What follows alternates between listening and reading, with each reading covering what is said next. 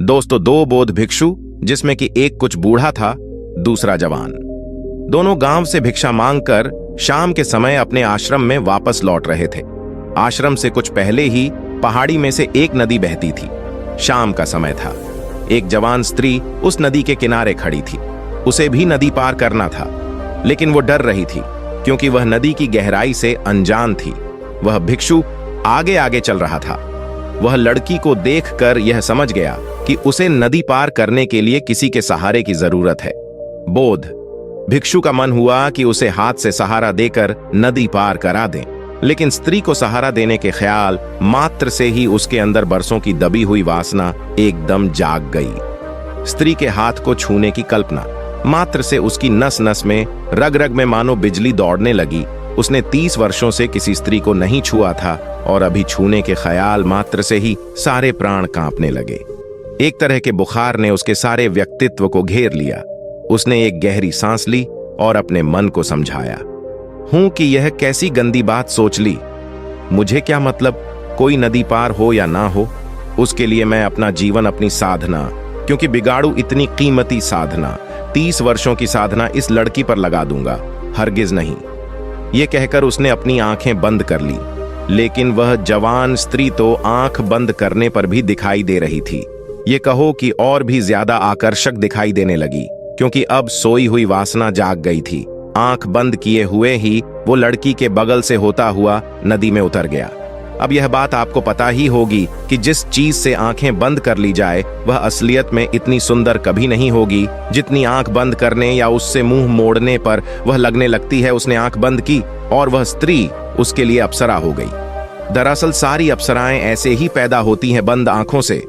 दुनिया में सिर्फ स्त्रियां हैं, लेकिन आंख बंद करने या जबरदस्ती खुद को स्त्रियों से दूर करने की कोशिश में वह अपने आप अप्सरा लगने लगती है। आंख बंद करते ही सपना शुरू हो जाता है, क्योंकि भिक्षु ने जबरदस्ती अपनी आंखें बंद कर ली थी। इसलिए अब मन में वह स्त्री को ही देख रहा था। उसके मन में एक सपना शुरू हो गया था। वह इस तरह उसे आकर्षित कर रही थी।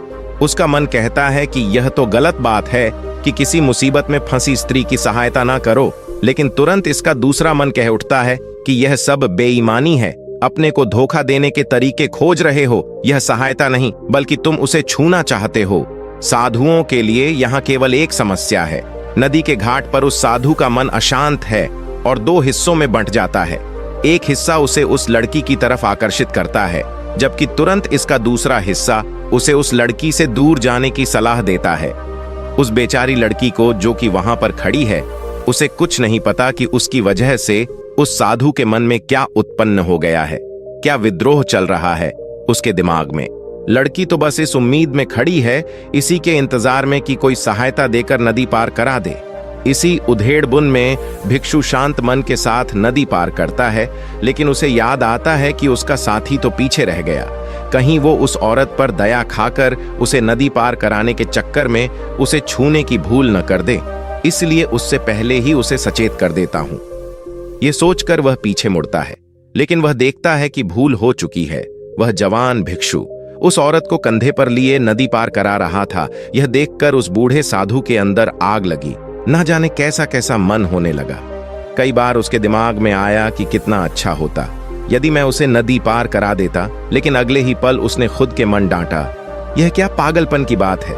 मैं और उस औरत को अपने कंधे पर लूं, 30 साल की साधना बेकार करूं, क्या गंदगी का ढेर है।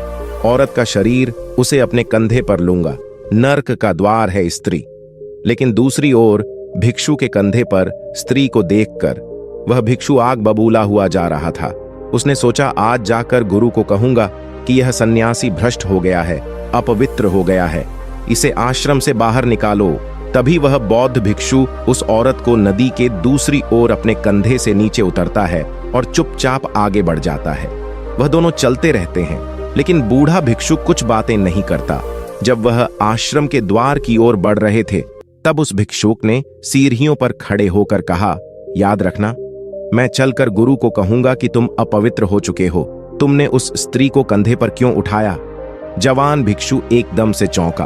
उसने कहा, स्त्री उसे मैंने उठाया था और नदी पर छोड़ भी दिया, लेकिन ऐसा मालूम होता है कि आप उसे अभी भी ढो रहे हैं। आपने तो उसे उठाया भी नहीं था, लेकिन आप अभी भी अपने दिमाग में उसे ढो रहे हैं, उसके बारे में सोच रहे हैं। मैं पिछले कुछ समय से आपको देखकर सोच रहा था कि आप किसी ध्यान में लिप्त हैं, लेकिन आप तो उस औरत को नदी पार करा रहे थे अपने मन ही मन में। दोस्तों, इसी प्रकार हमारे जीवन में हम पुरानी बातों को, चीजों को ढोते रहते हैं, जिनको लेकर हमारे अंदर लड़ाई चल रही होती है और हमें पता भी नहीं चल पाता कि हम पुराने मानसिक बोझ को अपने साथ ढो रहे हैं। हमें पता ही नहीं चल पाता कि हमारे साथ क्या हो रहा है। हम सब अपने आप को दबा रहे हैं। वह दबाया हुआ घाव हो जाता है और पीड़ा देता है। उस घाव की वजह से हमें बाहर वह चीज दिखाई देने लगती है जिनकी लड़ाई हमारे अंदर चल रही होती है। सारा संसार एक दर्पण बन जाता है। यह लंबी धारा, लंबी यात्रा हमारे व्यक्तित्व को तहस नहस कर देती है। जीवन के सारे सूत्र विकृत और कुरूप हो गए हैं।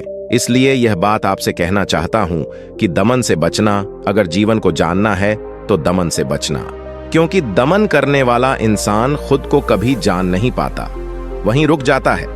जहां दमन करता है उसको ही ठहरना पड़ता है, क्योंकि जरा सा भी ध्यान हटा जिसको दबाया था वह प्रकट होना शुरू हो जाएगा। अगर आप एक आदमी की छाती पर सवार हो गए हैं तो फिर आप उसको छोड़कर नहीं जा सकते, क्योंकि आप उसे जैसे ही छोड़ेंगे वह आप पर हमला कर देगा। अगर किसी आदमी की छाती पर आप सवार हो गए हैं तो समझ लेना कि जितना आपने उसे दबाया है उससे भी ज्यादा आप उससे दब गए हैं, क्योंकि आप उसे छोड़कर नहीं जा सकते हैं। मनुष्य जिन चीजों को दबा लेता है उन्हीं के साथ बंध जाता है। वह उनको छोड़कर हट नहीं सकता, कहीं जा नहीं सकता। इसलिए खुद के विचारों व भावनाओं को जबरदस्ती दबाने से बचना चाहिए, क्योंकि भावना दबाकर आप दूसरों के सामने दिखावा तो कर सकते हैं, लेकिन आपके अंदर एक कलह उत्पन्न हो जाएगी और यही आपके अंदर अशांति वाली भावना को पैदा करेगी। इसलिए यदि आप खुश रहना चाहते हो तो वर्तमान में जियो, पुरानी बातों को भूल जाओ, जैसे हो वैसे ही रहो।